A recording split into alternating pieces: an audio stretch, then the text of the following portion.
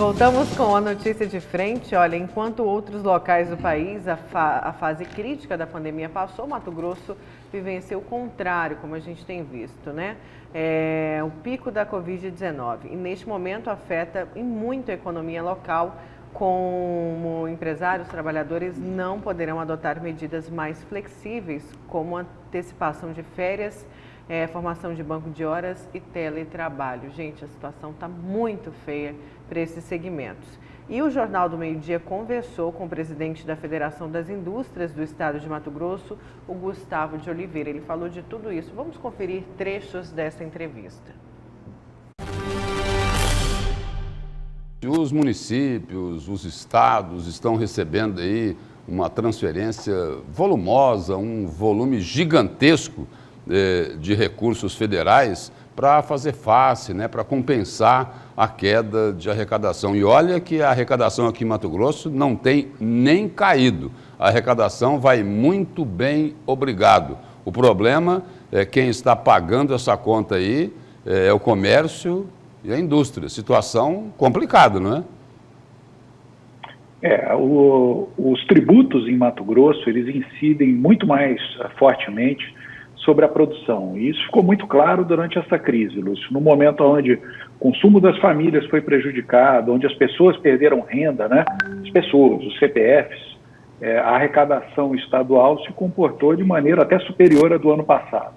Isso porque a produção econômica do Estado, principalmente agronegócio e agroindústria, continuam aceleradas por demanda mundial e até demanda nacional. Então, isso ficou claro e cada vez mais é clara a necessidade de uma reforma do nosso sistema tributário, porque tem um Estado que cada ano arrecada mais, quando eu digo Estado, governo federal, estadual e municípios, e um cidadão que cada vez mais precisa de serviços públicos. Então, a gente precisa mudar o modelo de arrecadação e precisa mudar o modelo de aplicação desses recursos para chegar mais recursos para quem precisa. Presidente, nessa primeira parte aí da reforma tributária que chegou lá à Câmara Federal, alguns setores da indústria eles acabarão sendo beneficiados porque poderão compensar, aquela lei da compensação. Agora, o setor de serviços aí está muito preocupado porque seria muito, mas muito castigado com essa primeira parte da reforma encaminhada pelo ministro da Economia, Paulo Guedes.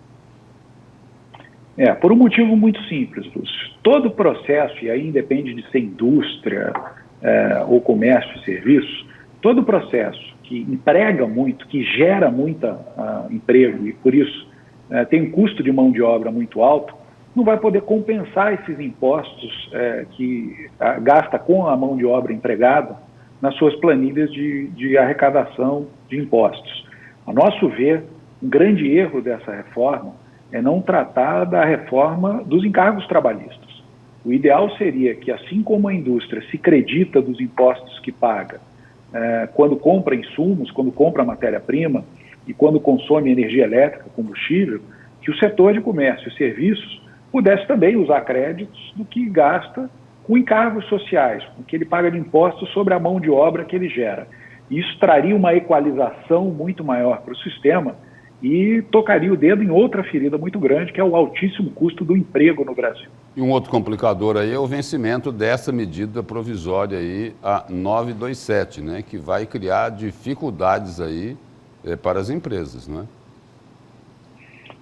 Muito, porque no momento onde a pandemia vai ficando mais grave aqui em Mato Grosso, onde a gente atinge aí o pico, né, dos contágios e principalmente das mortes, as empresas têm que ter à sua disposição todas as medidas para poder preservar vagas de emprego, preservar postos de trabalho ocupados hoje por pessoas que foram qualificadas, que têm toda a condição de fazer isso.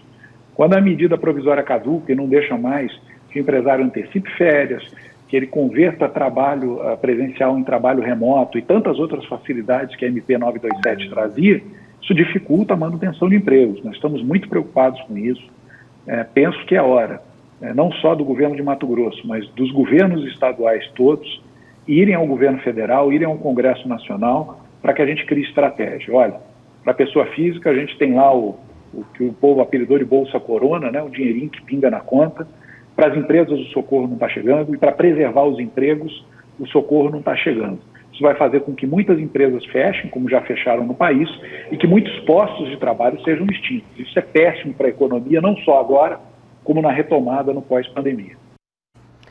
Pois é, e essa entrevista, na verdade, a Fiente, né, Lúcio, e Paulo, já entregou até um plano, já cobrou plano estratégico dos prefeitos também. E em conjunto, as entidades aí ligadas à indústria e ao comércio, eu falei aqui agora há pouco, entregaram um documento aos prefeitos de Cuiabá e de Várzea Grande, só que é o seguinte, a Justiça ainda não analisou esse documento. Faz o quê? Faz mais de 3 semanas que esse documento foi entregue, onde eles propunham lá o alvará Covid.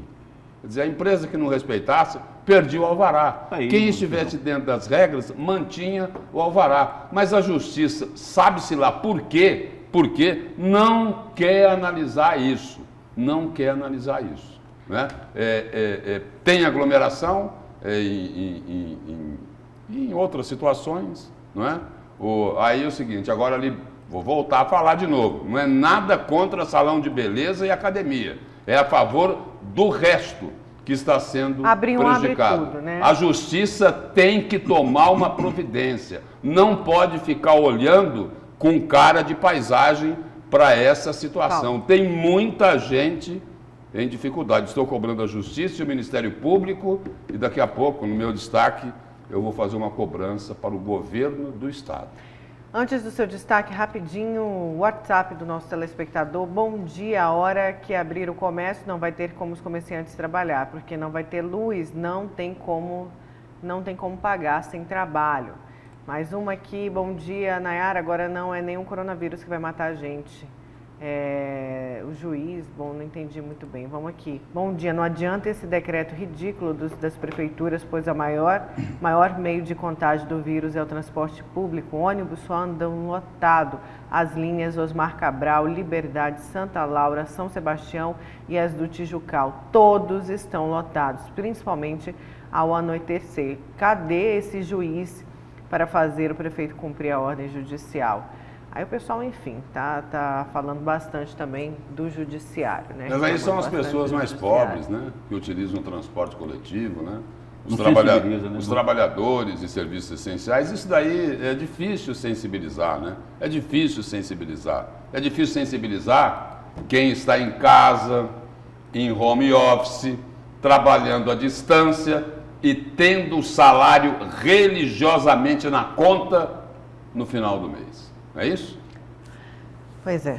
Paulo, seu destaque que é sobre esse assunto, né? Sobre esse assunto. Aliás, esses dois que você citou aí, o presidente do Tribunal de Justiça e o Procurador-Geral de Justiça, Dr. Zé Antônio Borges e Carlos Alberto, respectivamente, não é?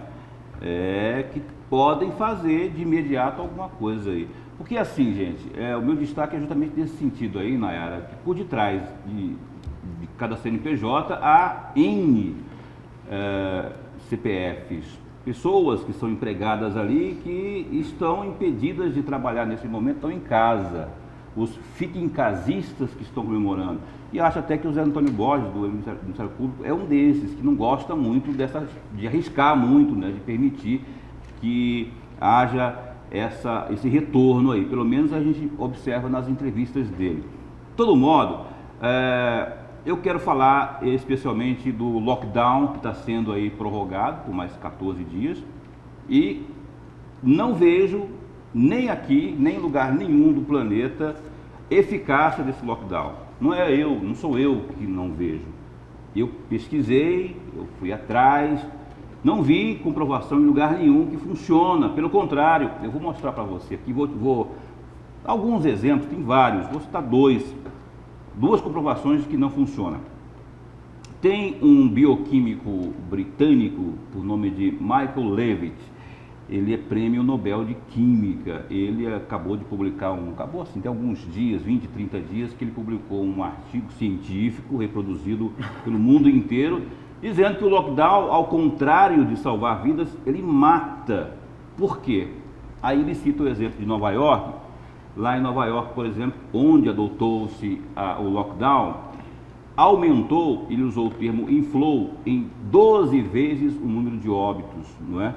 lá na cidade, no estado de Nova York. E aí o governador de Nova York, que é o Andrew Cuomo, ele é um democrata, aliás, adversário do Donald Trump, tem toda a razão do mundo para não falar mal do lockdown. Ele é um defensor do lockdown e ele foi à imprensa, já citei inclusive aqui no Notícias de Frente, ele numa coletiva disse que 84% das internações que estavam acontecendo lá nas unidades hospitalares de Nova York são de pessoas que contraíram a doença em casa.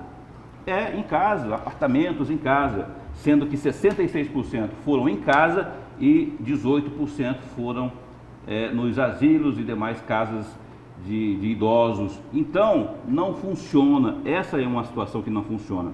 E aí, eu tenho um dado mais alarmante ainda que eu quero colocar para vocês aqui, e você também que está assistindo pode, inclusive, checar comigo aí, você que está de perto do seu laptop, do computador.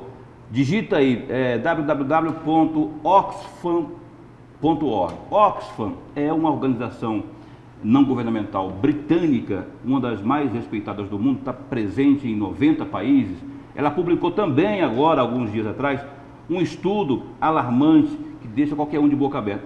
Porque ele diz, em suma, que daqui até o final do ano de 2020, até o final de dezembro próximo, 12 mil pessoas por dia poderão morrer de fome por consequências do novo coronavírus.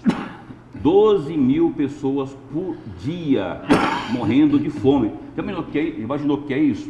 E aí tem um detalhe também que é citado neste estudo da Oxfam.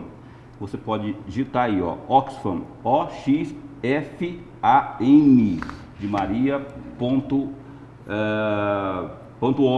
Você vai ver que lá tem também um destaque que fala o seguinte, que lá no Reino Unido, que engloba a Grã-Bretanha, que engloba a Inglaterra, País de Gales, Irlanda do Norte, lá nos primeiros dias de lockdown, aconteceu o seguinte, para encerrar, 7.700.000 adultos tiveram que reduzir a sua alimentação, ou seja, comia-se lá no almoço, por exemplo, né, arroz, feijão, um bife, uma salada, um macarrão, tem que diminuir, agora vai comer só o arroz, feijão e o bife e olha lá, entendeu? Em função, porque apertou no bolso e não existe almoço de graça, as pessoas estão assim, sem trabalhar, por consequência, sem produzir e também sem receber.